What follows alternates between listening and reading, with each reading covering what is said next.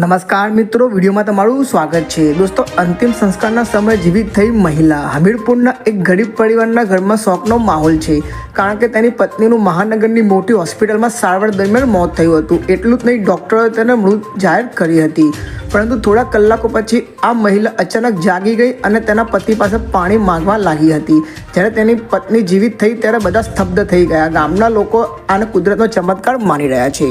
મળતી માહિતી મુજબ હમીરપુર જિલ્લાના રથ કોતવાલી વિસ્તારમાં સદર ગામમાં પતિ તેના પત્ની અને બાળકો સાથે રહે છે। તેમની પત્ની અનિતા લાંબા સમયથી કેન્સર પીડિત છે। શરૂઆતમાં પરિવારના સભ્યોને તેને કેન્સરની જાણ ન હતી, પરંતુ પડોશી રાજ્ય મધ્યપ્રદેશના ભોપાલ અને છતરપુર ગામમાં તપાસ દરમિયાન ગંભીર બીમારીની જાણ થઈ હતી। જલંધરની હોસ્પિટલમાં સારવાર દરમિયાન પત્નીનું મોત થયું હતું। તબીબોએ પણ તેને મૃત જાહેર કરી હતી।